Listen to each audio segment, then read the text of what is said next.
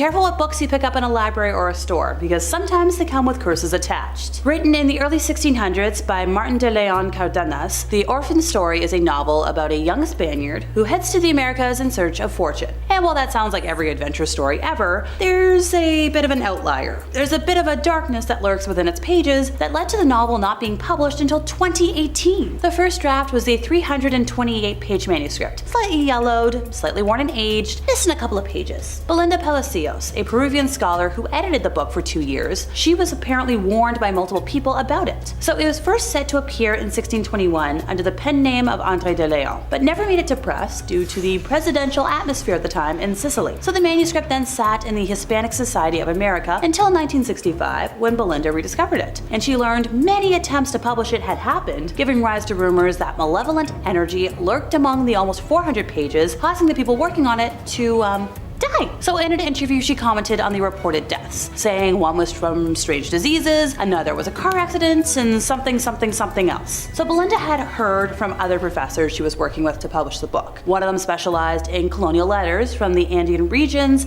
and Mexico. This person went by the name of Raquel Chang Rodriguez. Now these letters describe how Antonio Rodriguez Monino and William C. Bryant both died before finishing their editions of the book. And that's why the manuscript is believed to be cursed. She's like, yeah, that's why this is taken so long to publish, because if you work on it, that's the end of your life. Okay, don't touch it. Most books would be happy with a gift card or dinner for their birthday, but Abramelin the Mage, or Abramelin, depending on who you ask, decided to give his son a book full of mythical curses. Yay! So this book tells the story of an Egyptian mage named Abraham, or Abramelin, who taught in a system of magic to Abraham of Worms, a Jew in Worms, Germany. The system of magic from this book regained popularity in the 19th and 20th centuries, partly due to Samuel Liddell MacGregor Mather's translation, which dubbed it the Book of the Sacred Magic of Abramelin the Mage. So ever since it was translated to English, this 15th century novel has had a reputation for being cursed. Now there are several theories why, but a lot of folks believe it has to do with the mage's belief that everybody has their own unique personal demon. And throughout the book, there are instructions for rituals and supernatural feats to bring your demons under control. So internally, the text dates itself to the year 1458, and the book exists in the form of 12 manuscripts and an early printed edition. Now the earliest manuscripts are two versions that date from about 1608, are written in German, while another two manuscripts are from about 1700 and 1750. The practical magic found in both Book 3 of the French text and Book 4 of the German tends to center around a set of talismans composed of magic word squares. These are similar to traditional magic squares, though the latter are usually composed of numbers, whereas these ones contain letters. Commonly, word squares are used as puzzles or teaching aids. So in the context of all of this, the focus becomes mystical, so each square should contain words or names that relate to the magical goal of the square. A parallel is found in the famous Sator Arapotenet Abra Rota's word square, an altered version of which is also found amongst these squares. So you combine a cursed book and math puzzles, and you get no thank you, moving on. I feel like calling something an Untitled Grimoire should be scary enough on its own, but allow me to elaborate. These manuscripts were believed to be written in the early 1900s, as their first library appearance was around the 1920s. The books originated when a Wiccan high priestess called Persephone Adrastea Irene recorded her family's spiritual history of being an American witch of Swedish and English ancestry. These manuscripts record Persephone's witchy history that she reworked through all of her adult life, incorporating her mother's grimoire into them as well. So the first book contains about 250 pages of spells, incantations, curses, and enchantments, as well as corresponding information on gems, planets, rites, potions, and even exorcisms. The second book includes about 150 to 200 pages of alchemy and chemistry recipes, cures, perfumes and balms, nerve tonics, and even hairspray recipes. So the first book is believed to carry the curse heavier than its counterpart, seeing as Persephone's spells are believed in Wiccan culture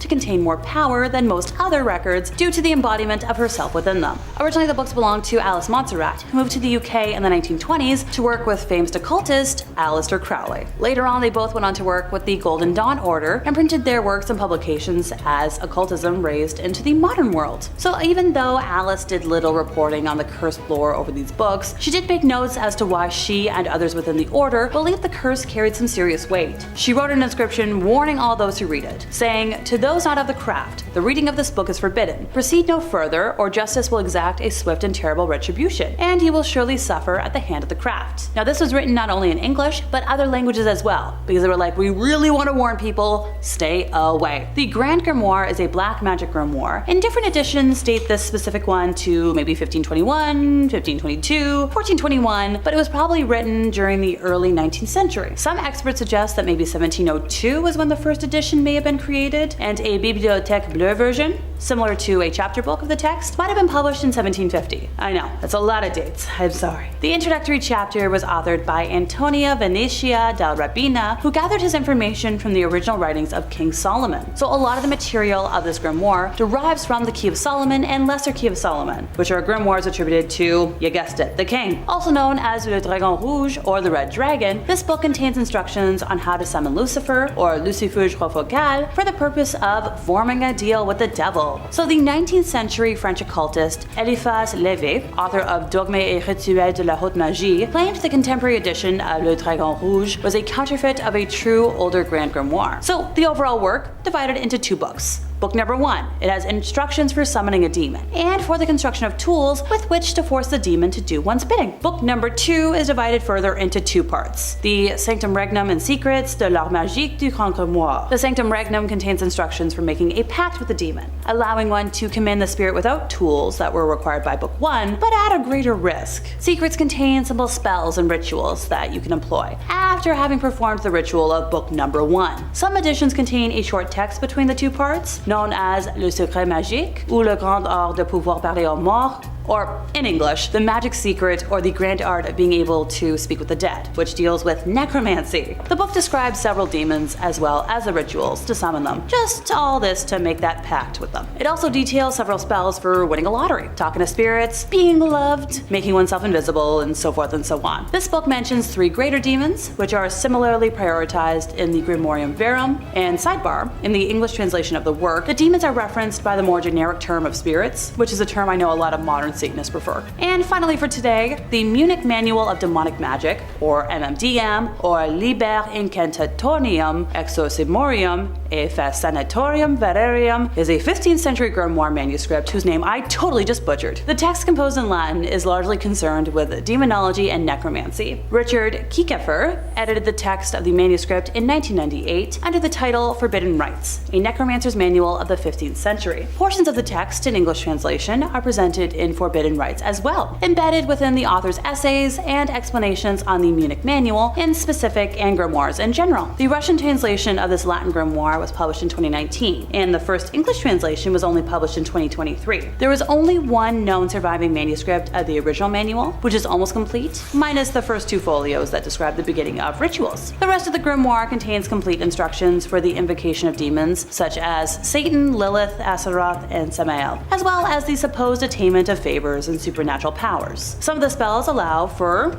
you guessed it, obtaining the love of another, achieving invisibility, acquiring wealth and treasures, or gaining knowledge. The text is accompanied by over 40 illustrations of magic circles and symbols to be used in rituals. You've got a list of 11 demons, similar to the ones from the Ars Goetia, and as you guessed it, most of the text is in Latin, minus a little bit of German and Italian. Number 5, The Complete Book of Demonolatry. Written by S. Connolly, it boasts telling the reader how to discover powerful rites, magic, and practices that honor Satan and the demons. This text, used by the traditional demonolatry priesthood to train members of their covens, is part workbook, part textbook, and part reference book. It includes thorough chapters on demonolatry, history, demonic holy days, offerings, prayers, sigils, religious rites, and an introduction to demonolatry magic. Okay, this might be the first book I'm tempted to buy for myself. If only just to learn more about like demonology history from somebody that isn't, like Ed Warren for once. I love the Warrens and their work, but at the same time, it would be neat to learn from a lens that isn't, as biased in Catholicism. Alright, let's see what else it advertises. Learn how and why the ends, demonolatry sigils, ascension, and many other demonolatry methods have become standard practice among many theistic Satanists. It claims to guide students from pre-initiate to adept, and even delves into the depths of demonolatry, schmex magic, necromancy, scarlet elixir rites, and red fluid sacrifice. See, that last phrase I can do without. But let me know what y'all think in the comments. Should I bother investing in it or not? Now before anybody asks, well, why should you leave this book alone on Halloween? That just so happens to be when the veil between our world and the spirit world is the thinnest, and you don't want to accidentally summon a demon when you're just learning how to. Not a fun idea. Number 4, Mein Kampf. Alrighty folks, this is where I'm using demonic as more as an adjective instead of actually talking about demons. Also, this is a book that should never be consumed in general. More like exist in a museum so that we don't turn into a case of those who ignore history are doomed to repeat it. This is an autobiography of German Germany's infamous, actually Austrian-born dictator whose name I can't say on here. Its title means my struggle or battle because, organizing genocide is hard work. Didn't you know? Everybody clap for this man's tenacity, his perseverance, his sheer determination. Hard work makes dreams come true, don't you know? Ugh, the prick. The book, released in 2 volumes, is in reality the evil dictator's case for anti-Semitism. He outlines exactly how he came to be as he was, before putting forth his racial and political views and describing his vision for the future of Germany. From a technical point of view, this book is apparently overly long, repetitious, and poorly written.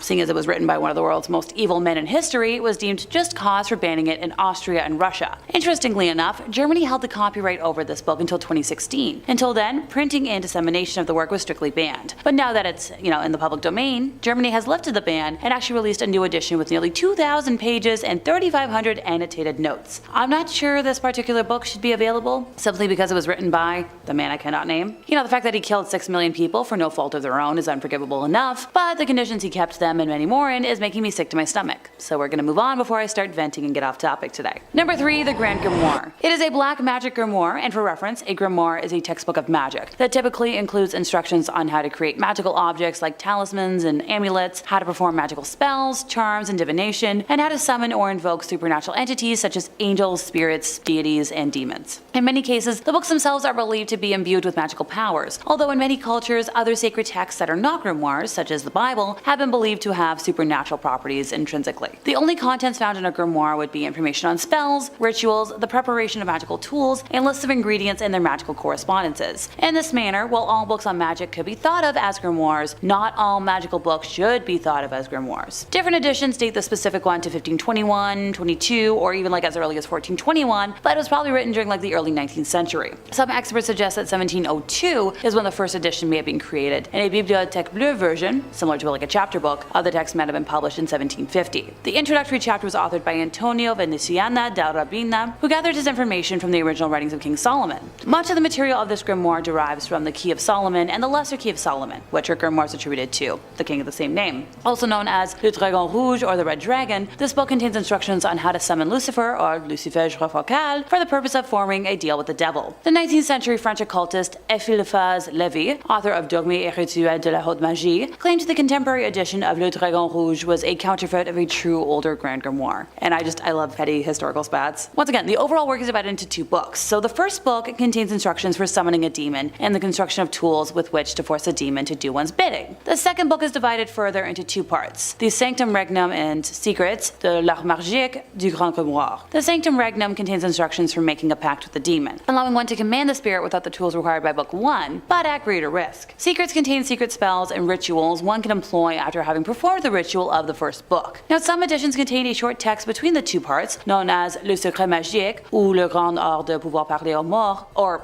in English, The Magic Secret or the Grand Art of Being Able to Speak with the Dead, which deals with necromancy. The book describes several demons as well as the rituals to summon them in order to make a pact with them. It also details several spells for winning a lottery, talking to spirits, being loved by somebody else, making oneself invisible, and more. This book mentions 3 greater demons, which are similarly prioritized in the Grimorium Verum. Sidebar: in the English translation of the work, the demons are referenced by the more generic term of spirits, which is a term I know some modern Satanists prefer. The demons that are mentioned are the Emperor Lucifer, Prince Beelzebub, and the Grand Duke Astaroth. Now, this work also makes mention of 6 lesser demons, and of course I'll mention them all. Lucifer Focal, Prime Minister; Saint Nachia, Commander-in-Chief; Aglia Rept, Commandant; Fleuretti, Lieutenant General; Sargatanas, Brigadier Major; Nebiros, Marshal, and Inspector General. I had fun with that. Number 2, the Grimorium Verum. I just mentioned this, didn't I? The Grimorium Verum, which is Latin for true grimoire, is an 18th century grimoire attributed to one Ali Bek the Egyptian of Memphis, who wrote it in 1517, and like many grimoires, it claims a tradition originating with King Solomon. This grimoire is actually not a translation of an earlier work, with its original appearing in French or Italian in the mid-18th century, as noted by A.E. Waite, who discussed the work in his Book of Ceremonial Magic in 1911, stating the date specified in the title of the Grimorium Verum is undeniably fraudulent since the work belongs to the middle of the 18th century and Memphis is Rome. One version of the grimoire was included as the Clavicles of King Solomon Book 3 in one of the French manuscripts S. L. MacGregor Mathers incorporated in his version of the Key of Solomon, but it was omitted from the key with its explanation. At the end, there are some short extracts from the Grimorium Verum with the seals of evil spirits, which, as they do not belong to the Key of Solomon proper, I have not given, for the evident classification of the key is in 2 books and no more. Idris Shah also published some of it in the Secret Lore of Magic, Book of the Sorcerers in 1957. Alrighty, time to break down all 4 books that you should not be touching on Halloween. Book 1 is described as concerning the character of demons, particularly the superior spirits of Lucifer, Beelzebub, Astaroth, while also including the many inferior spirits below them and their invoking sigils. Alright, who wants to hear about what all the lesser spirits can do? Claudic has the power to bring money to those who make a pact with them. Musicin has power over important people and politicians. Freemost has power over women. Yeah, okay, bow. Klepoth can help you experience all sorts of dreams and visions. Kill can manifest dramatic situations and changes. Mersild has dominion over long and short distance travel. Clisthert can create confusion or enlightenment depending on what you need or want. Serchad can make you see all sorts of natural and supernatural creatures. Hickpax can make a person think of you, no matter how far distant they may be. Humotz can bring you any book you desire. Siegel will cause all sorts of prodigies to appear. Fruxisier can teach you the art of necromancy. Guland causes all illnesses. Sergat can create every kind of opportunity for advancement. Morale can help you move about unseen. Frutimier prepares all kinds of feasts for you. Hoi Tigaras causes sleep in the case of some and insomnia in others, and hey, tempting, because I could use a good night's sleep right about now. Book 2 is simply described as being of planetary hours, so I'll leave it up to y'all to interpret what you think it means. Book 3 is the preparation of the operator, or more simply put, how to prepare for summoning. A more modern title could be Demon Summoning for Dummies, or How to Summon a Demon 101. Book 4 contains the Sanctum Regnum, also called the Royalty of Spirits, or the Little Key of Solomon, a most learned Hebraic necromancer and rabbi. This book contains various combinations of characters whereby the powers can be invoked or brought forth whensoever you may wish, each according to his faculty. Long story short, it's a very descriptive and thorough demon summoning Bible, if you will. Once again, I personally do not recommend summoning demons, but if you really feel like you must, this feels like it would produce safer outcomes than say like a random YouTube ritual or Ouija board, but still, stay away on Halloween. You don't know what's gonna happen, I don't know what's gonna happen, it's not fun. Number 1, The 120 Days of Sodom. Written in Bastille during the French Revolution, the author was interrupted when the prison was stormed by insurgents and never finished the story, but 120 Days remains amongst the most notorious works of literature, featuring depraved fetishes, red fluid-soaked sexual group parties, torment, and under the age of consent, bad, icky schmecks thing. Look, I'd say the actual terms if I could. Trust me, it would make my life so much easier, but I've gotta play by the interweb rules. Described as very sexual and erotic, its plot revolves around the activities of 4 wealthy libertine men who spend 4 months seeking out the ultimate sexual gratification through group sex fun parties, sealing themselves away in an inaccessible castle in the heart of the Black Forest in Germany with 4 madams and a harem of 36 victims, mostly young people. The madams relate stories of their most memorable clients, whose crimes and punishments inspire the libertines to likewise and increasingly harm their victims to their eventual deaths. Now, the novel was never completed. Its first chapter was written according to Say's written plan, but the subsequent chapters are in the form of rough drafts and notes, often consisting of graphic descriptions of the novel scenes. The book was first published in Germany back in 1904, and then banned across Europe for most of the 20th century. A 1975 film adaptation by Pier Paolo Pasolini was also banned in several countries. South Korea has banned the book twice this century, and now it can be sold there only in a sealed plastic cover to adults 19 or over. Once again, don't read it. In 5th place, we have the Lesser Key of Solomon, also known as Lemegeton Clavicula Salomonis, or simply Lemegeton. This is probably the book on this list that I'm personally most familiar with. I've definitely referenced it more than once for y'all, since it has some great info on demons and their personalities. For simplicity's sake, I'll just refer to it as The Key today. The Key is an anonymously authored grimoire on demonology that was compiled in the mid-17th century, mostly from materials up to 7 centuries older. It's divided into 5 books: Ars Goetia,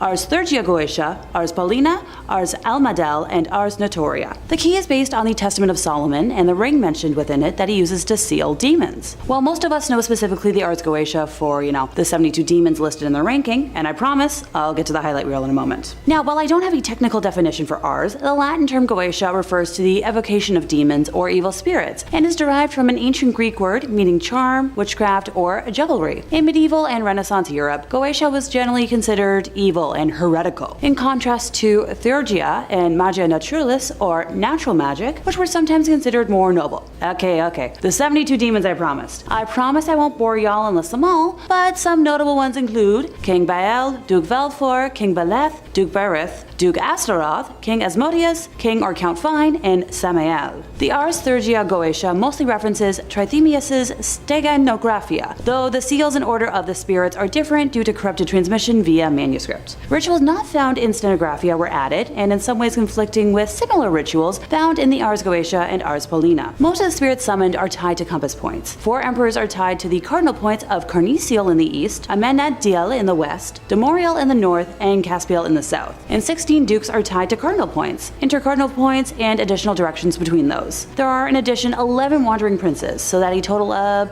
31 spirit leaders each rule between several to a few dozen spirits. The Ars Paulina is derived from Book 3 of Tremitius's Stenographia and from portions of the Heptameron, but delivered by Paul the Apostle. Elements from the magical calendar, astrological seals by Robert Turner's 1656 translation of Paracelsus's Archidoxes of Magic, and the year 1641 indicate that this portion was written in the later half of the 17th century. Traditions of Paul communicating with heavenly powers are almost as old as Christianity itself, as seen in some interpretations of Corinthians and the apocryphal Apocalypse of Paul. Now, the Ars Paulina is divided into 2 books, the first detailing 24 angels aligned with the 24 hours of the day, while the second detailing the 360 spirits of the degrees of the zodiac. The Ars Amadel instructs the magician on how to create a wax tablet with specific designs intended to contact angels via scrying. And finally, the Ars Notoria contains a series of prayers intended to grant eidetic memory and instantaneous learning to the magician. Pretty dang thorough. In 4th place, we have the Grand Grimoire. It's a black magic grimoire, and for reference, a grimoire is a textbook of magic that typically, includes instructions on how to create magical objects like talismans and amulets, how to perform magical spells, charms and divination, and how to summon or invoke supernatural entities such as angels, spirits, deities, and demons. In many cases, the books themselves are believed to be imbued with magical powers, although in many cultures, other sacred texts that are not grimoires, such as the Bible, have been believed to have supernatural properties intrinsically. Now, the only contents found in a grimoire would be information on spells, rituals, the preparation of magical tools, and lists of ingredients, and their magical correspondences. In this manner, while all books on magic could be thought of as grimoires, not all magical books should be thought of as grimoires. Different editions date the specific one to 1521, 1522, or 1421, but it was probably written during the early 19th century. Some experts suggest that 1702 is when the first edition may have been created, and a Bibliothèque Bleue version, similar to a chapter book, of the text may have been published in 1750. Now, the introductory chapter was authored by Antonia Venetiana del Rabina, who gathered his information from the original writings of King Solomon. Much of the material of this grimoire derives from the Key of Solomon and the Lesser Key of Solomon, which, our grimoire is attributed to King Solomon. Also known as Le Dragon Rouge, or the Red Dragon, this book contains instructions on how to summon Lucifer, or Lucifege Rofocal, for the purpose of forming a deal with the devil. The 19th century French occultist Eliphas Lévy, author of Dogmes et Rituels de la Haute Magie, claimed the contemporary edition of Le Dragon Rouge was a counterfeit of a true older Grand Grimoire. Gosh, I love petty historical spats. Now, the overall work is divided into 2 books. The first book contains instructions for summoning a demon and for the construction of tools with which to force the demon to do one's bidding. The second book is divided further into 2 more parts: the Sanctum Regnum and Secrets de l'Art Magique du Grand Grimoire. The Sanctum Regnum contains instructions for making a pact with the demon, allowing one to command the spirit without the tools required by Book 1, but at greater risk. Secrets contains simple spells and rituals one can employ after having performed the ritual of the first book. Some editions contain a short text between these 2 parts, known as Le Secret Magique ou Le Grand Art de pouvoir parler aux morts, or in English, the magic secret or the grand art of being able to speak with the dead, which deals with necromancy. The book describes several demons as well as the rituals to summon them in order to make a pact with them. It also details several spells for winning a lottery, talking to spirits, being loved by a girl, making oneself invisible, and more. This book mentions the 3 greater demons, which are similarly prioritized in the Grimorium Verum. Sidebar: in the English translation of the work, the demons are referred to by the more generic term of spirits, which is a term I know some modern Satanists tend to prefer. The demons that are mentioned are the Emperor Lucifer, Prince Beelzebub, and Grand Duke Astaroth. Now, this work also makes mention of 6 lesser demons, and of course I'll mention them all. Lucifege Rofocal, Prime Minister; Satan Nachia, Commander-in-Chief; Agliarept, Commandant; Fleurity, Lieutenant General; Sargatanas, Brigadier Major; Nebulos, Marshal, and Inspector General. In 3rd place, we have the Complete Book of Demonolatry, written by S. Connolly. It boasts telling the reader how to discover powerful rites, magic, and practices that honor Satan and the demons. Now, this text, used by the traditional demonolatry priesthood to train members of their covens, is part workbook, part textbook, and part reference book. It includes thorough chapters on demonology, history, demonic holy days, offerings, prayers, sigils, religious rites, and an introduction to demonolatry magic. Okay, this might be the first book I'm actually tempted to buy for myself, if only just to learn more about like demonology history from someone that isn't Ed Warren for once. I love the Warrens and their work, but at the same time, it would be kind of neat to learn from a lens that isn't, as biased in Catholicism. Let's see what else it advertises. Learn how and why the ends, demonolatry sigils, ascension, and many other demonolatry methods have become standard practice among many theistic Satanists. It claims to guide students from pre-initiate to adept. It even delves into the depths of demonolatry, sex magic, necromancy, scarlet elixir rites, and red fluid sacrifice. See, that entire last phrase I can do without. Let me know what y'all think in the comments. Should I bother investing in it or not? In second place, we have the Grimorium Verum. The Grimorium Verum, which is Latin for true grimoire, is an 18th century grimoire attributed to one Alabak the Egyptian of Memphis, who wrote it in 1517. Like many grimoires, it claims a tradition originating with King Solomon. The grimoire is not a translation of an earlier work, with its original appearing in French or Italian in the mid-18th century, as noted already by A.E. Waite, who discussed the work in his book of ceremonial magic in 1911, stating that the date specified in the title of Grimorium Verum is undeniably fraudulent, since the work belongs to the middle of the 18th century and Memphis is Rome. Alrighty. One version of the grimoire was included as the Clavicles of King Solomon, Book 3, in one of the French manuscripts S. L. MacGregor Mathers incorporated in his version of the Key of Solomon, but it was omitted from the key with his explanation. That apparently at the end there are some short extracts from the Grimorium Verum with the seals of evil spirits, which, as they do not belong to the Key of Solomon proper, I have not given. For the evident classification of the key is in 2 books and no more. I just love feuds. Andrew Shaw also published some of it in The Secret Lore of Magic, the Book of Sorcerers in 1957. Alrighty, time to break down all 4 books. So book 1 is described as concerning the character of demons, particularly the superior spirits of Lucifer, Beelzebub, Astaroth, while also including the many inferior spirits below them and their invoking sigils. Who wants to hear about what all the lesser spirits can do? Klonek has the power to bring money to those who make a pact with him. Musisin has power over important people and politicians. Frymost has power over women. Kleppoth can help you experience all sorts of dreams and visions. Kill can manifest dramatic situations and changes. Mersild has dominion over long and short distance travel. Clisthard can create confusion or enlightenment, depending on what you need. Serchade can make you see all sorts of natural and supernatural creatures. Pickpack can make a person think of you, no matter how far or distant they may be. Humans can bring you any book you desire. Seagal will cause all sorts of prodigies to appear. Brucissier can teach you the art of necromancy. Gouland causes all illnesses. Sergat can create every kind of opportunity for advancement. Moriel can help you move about unseen. Fruitimier prepares all kinds of feasts for you. Huigi Tigras, I tried, causes sleep in the case of some and insomnia in others.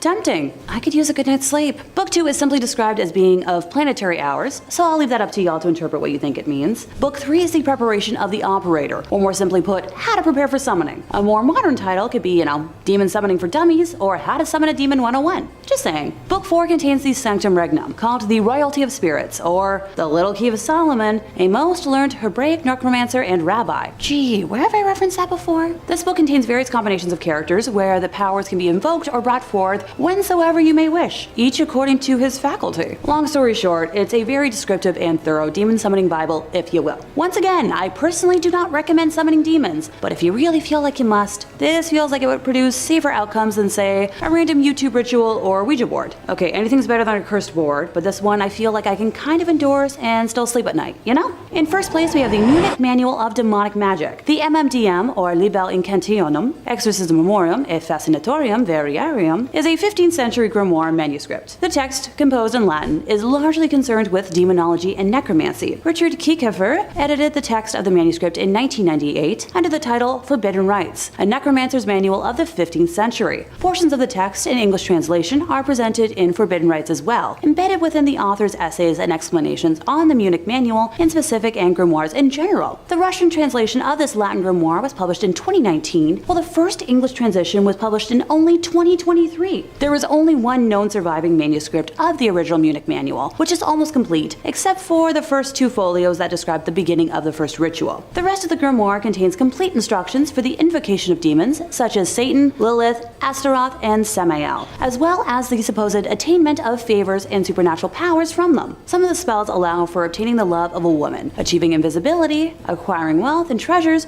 or gaining knowledge. The text is accompanied by over 40 illustrations of magic circles and symbols to be used in the ritual. Pages 130 to 133 of the text include a list of 11 demons, similar to the one from the Ars Goetia. Since there are only 11, I suppose I could list them all off. Count/Duke Barbarous, Duke Cassin, President/Count Odious, King Curson, Duke Alugor, Prince Teob, President Fulak, Duke Generon, Marquis Tuvaris, and President Hani. Oh, and Marquis Sucax. I promise I did my best with pronunciations. Most of the text is in Latin, with the exception of 2 appended materials in German and Italian. Makes sense to me. Anyone feel like learning a dead language? The Book of Enoch is an ancient Hebrew apocalyptic religious text, ascribed by tradition to the patriarch Enoch, who is the father of Methuselah and the great-grandfather of Noah. So this contains unique material on the origins of demons and more, along with why some angels fell from heaven, an explanation of why the Genesis flood was morally necessary, and an exposition of the 1,000-year reign of the Messiah. So there's at least 3 books that are traditionally attributed to this prophet, including the distinct works 2 and 3. None of those are considered to be canonical scripture by most Jewish or Christian church bodies. Ergo, why a lot of folks want this kind of banned and out of the way. The older sections of it are estimated to date from about 300 to 200 BC. The latest part is about like 100 BC. A lot of scholars believe this was originally written in probably Hebrew, since these were the languages first used for Jewish texts. Now, some folks suggest that this, kind of like the Book of Daniel, was composed partially in Hebrew, but fun fact, no Hebrew version has survived. The individuals residing in the Qumran caves, where the Dead Sea Scrolls and the book were unearthed, were not aligned with the mainstream Jewish sect known as the Pharisees. Instead, they were affiliated with a splinter group who adhered to distinctive practices. So, ergo, this book, alongside numerous other texts discovered in the caves, is recognized for its substantial variance from things that we know. So authors of the New Testament were also familiar with some content of the stories. Like a short section of 1 Enoch is cited in the New Testament of Jude, and attributed there to Enoch the 7th from Adam.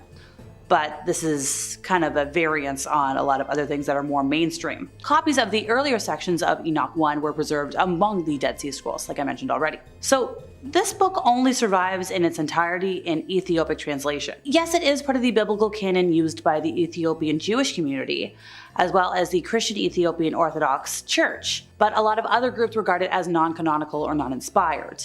They do accept it as having historical or theological interest, but they kind of don't want to accept it as canon, ergo they kind of want it out of the way. The Acts and Monuments, popularly known as Fox's Book of Martyrs, is a work of Protestant history and martyrology by Protestant English historian John Fox, first published in 1563 by John Day. It includes an account of the sufferings of Protestants under the Catholic Church, with particular emphasis on England and Scotland. Now, this book was highly influential in those countries and helped shape lasting popular notions of Catholicism there. The book went through 4 editions in Fox's lifetime, and a number of later editions and abridgments, including some that specifically reduced the text to a Book of Martyrs. After the Reformation, Catholic apologists raised the issue of the novelties of Protestant doctrines, as exploiting religious credulity for material and intercourse-related ends. So Protestant apologists, such as Calvinist Anglican John Fox, sought to establish the continuity of a pro-Protestant piety from apostolic times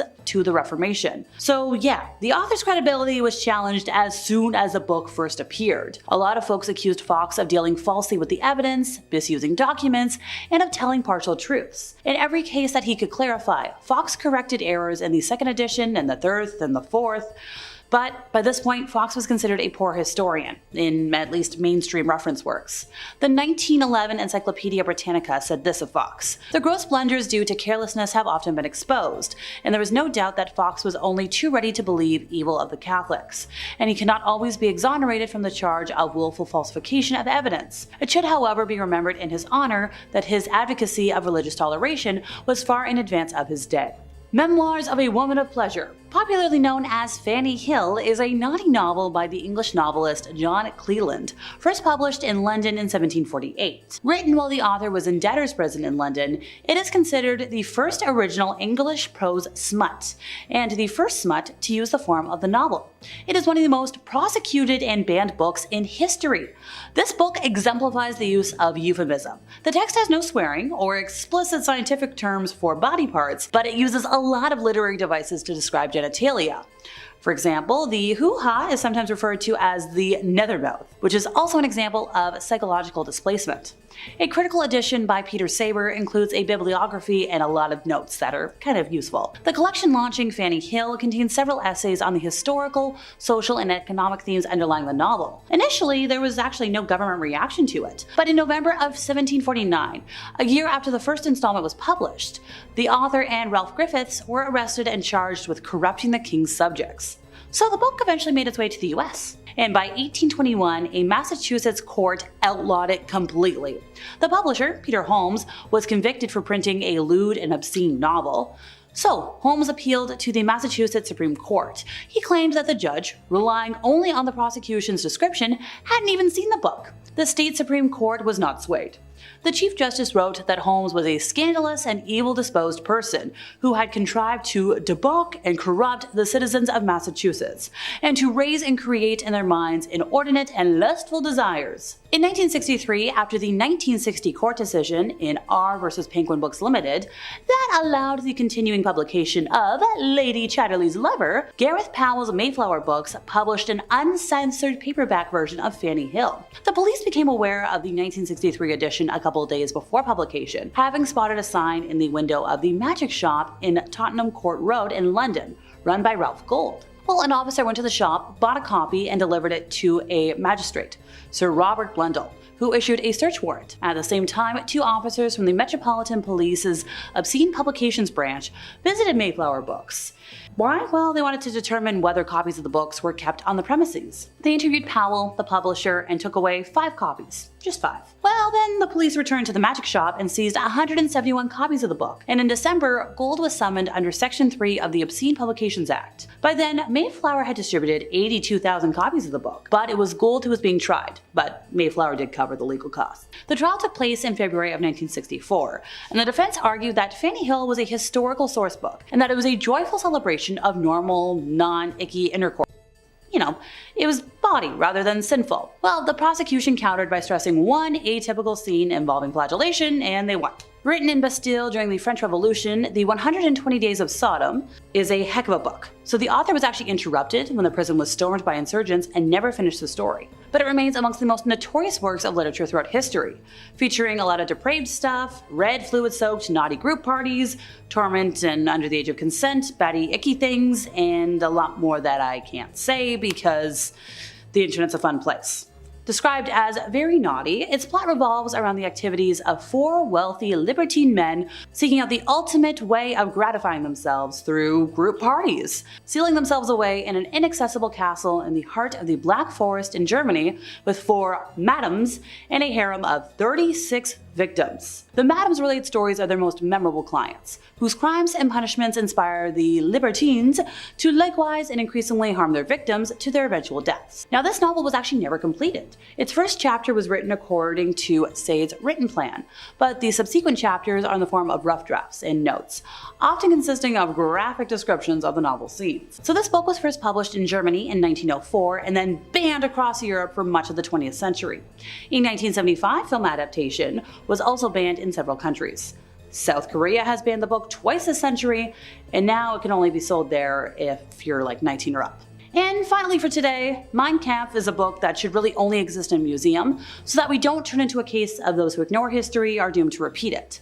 This is an autobiography of Germany's infamous, actually Austrian-born dictator. Its title means My Struggle, because, yeah, okie dokie dude. It's been described as like, yay, everybody give this man, a big round of applause for his perseverance, his sheer determination, because hard work makes dreams come true.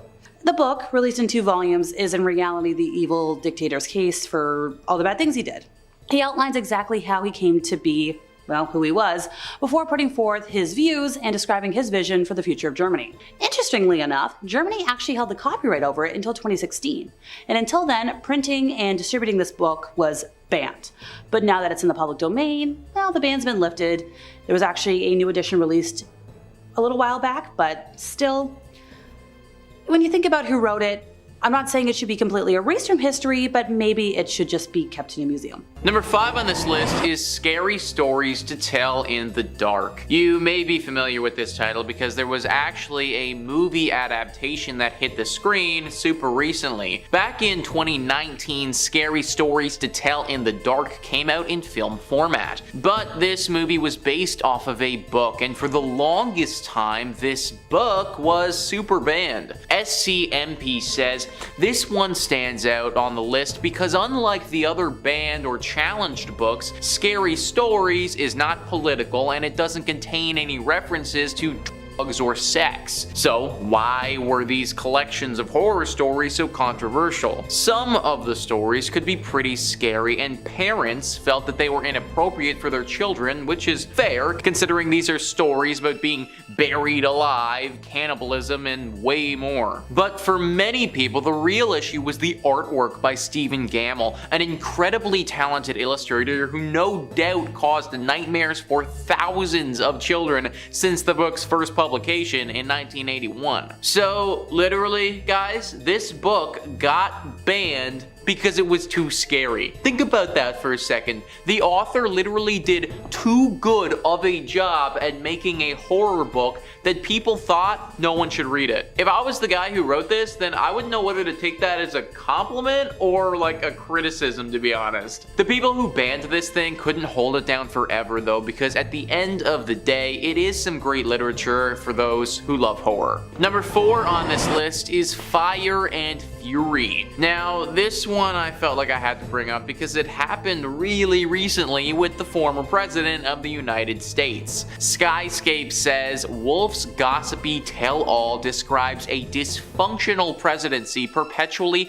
in chaos, zoning in at one point on the day the FBI director James Comey was fired. Comey heard about it on TV. Not all of Wolf's claims are accepted as truth, of course. Trump said he didn't authorize Wolf's White House access and didn't speak to him for the first book. Trump's lawyer Charles Harder sent a cease and desist letter threatening a libel lawsuit in an effort to stop publication. Fire and Fury sold out in its first day of a release as a result. By 2021, Trump was speaking to Wolf for Landslide, Wolf's third book in the trilogy. There were countless scandals during the Trump administration, so I feel like this one was just another notch on the belt. Either way though, the government literally did everything in their power to try and get rid of it and stop us from being able to buy it. The opposite happened though, and because it got so much attention, it flew off the shelves faster than they could print them. Number 3 on this list is Lawn Boy. This story, written by Jonathan Iveson, is one of the most challenged books in America in 2021, and honestly, folks, it really shouldn't be. Esquire says Lawn Boy is the big-hearted story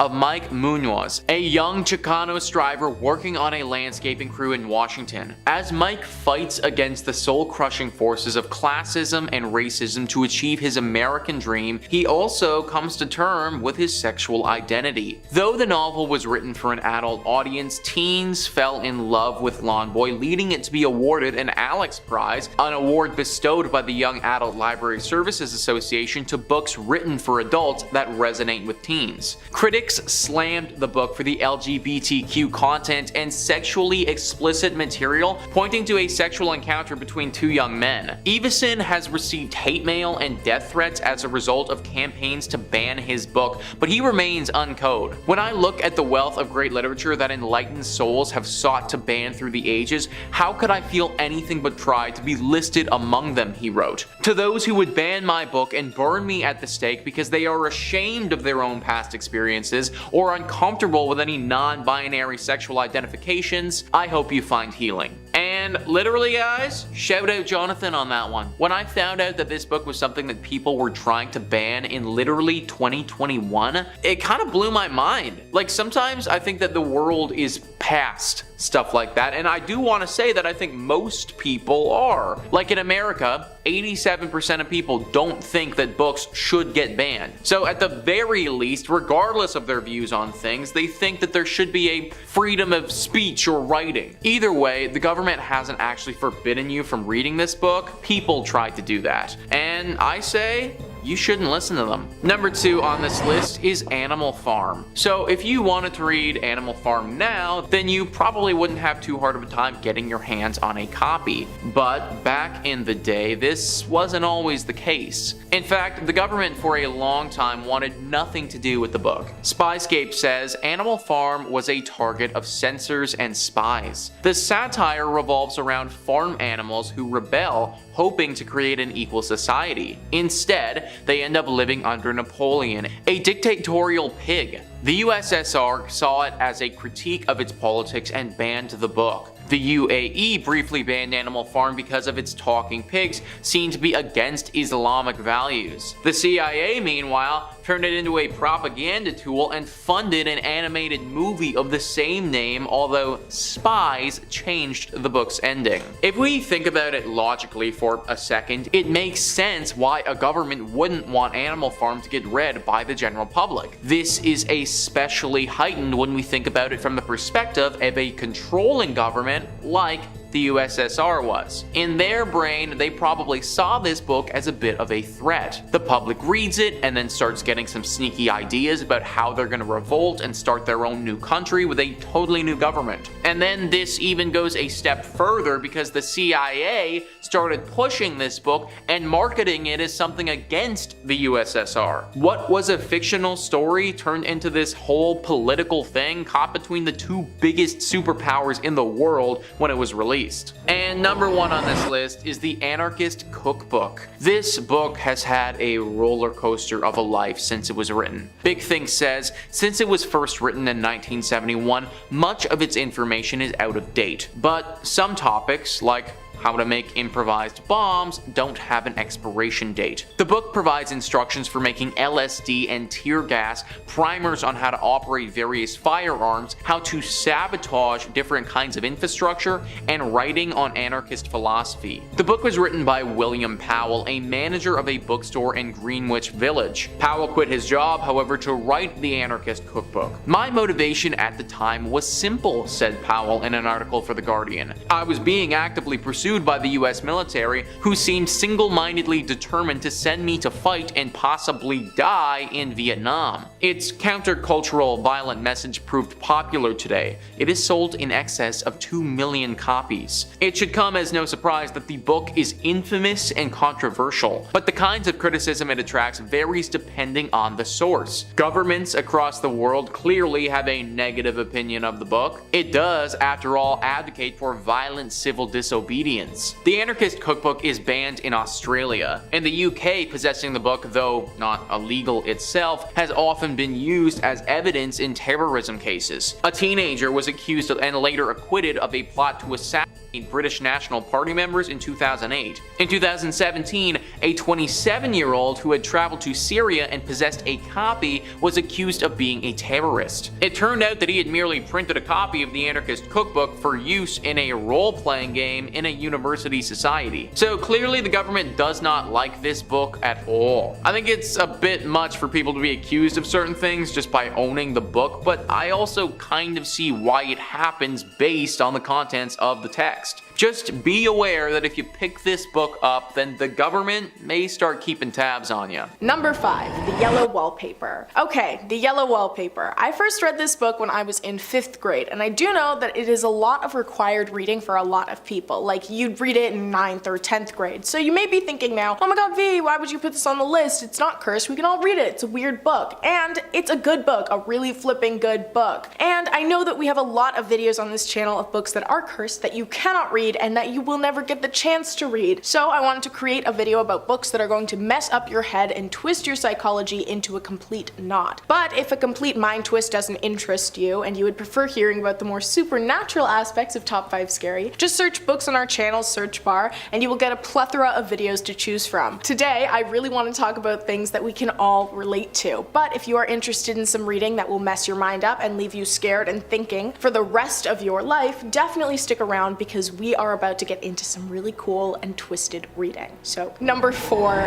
or number 5 and 4 now because I rambled too much. Let's try this again. The Yellow Wallpaper. This book is a masterclass in imagery and descriptive devices because wow, you feel like you are in this room. It follows a woman who is placed into a room that is lined wall to wall with yellow wallpaper, and slowly, page by page, she begins to go insane, describing more outlandish and detailed scenes being played out in the lines of her wallpaper. Throughout the story, her descriptions get so much more in-depth and twisted, and you begin to feel like you are going insane with her. Every single word, every single thing that she is imagining, you are seeing, full on face to face. It's like you're looking it in the eyes. And I have aphantasia, so I actually cannot visualize anything in my head. Like you say, think of an apple, and I don't see an apple, it's just darkness. But somehow, this book was able to surpass my biological evolution, and I was able to imagine everything. Every word, every description, it was being burnt into my eyelids. And there are very few books that can do that for me, which is how you know that this is an insanely weird and well-written story. I really recommend giving this a read. It will mess with your mind and you will never ever want to have yellow wallpaper again. Which, okay, interestingly enough, this book actually made me want to have yellow wallpaper when I was in the 5th grade. So I don't know, maybe this job is like where I was destined to work, because I don't think many people after reading this book would yearn so desperately to have yellow wallpaper. Number 3, I have no mouth and I must scream. I don't even know where to start with this one. This book left me with such a disturbed and upset feeling right into the pit of my stomach. The story follows a group of 5 people, the last people alive in a post-apocalyptic Earth, that are being eternally tormented in a computer called AM. Okay, so the first time I read this, I was pretty confused, up until I would say probably the 2nd page, and then I started getting really into it. But I think you're supposed to be confused so you can really settle into the story and the world, and all of the ideas within. The book centers around 5 characters who are essentially stuck in an advanced AI computer called AM in a post-apocalyptic world. The computer is vengeful and torments them eternally. They have been stuck here, unaging, essentially immortalized for 109 years. Allegedly. It's kind of hard to know for sure because the computer like messes with their mind and time a lot. Every single day for these humans is filled with the computer psychologically, physically tormenting them in every way imaginable, in insanely disturbing and creative ways.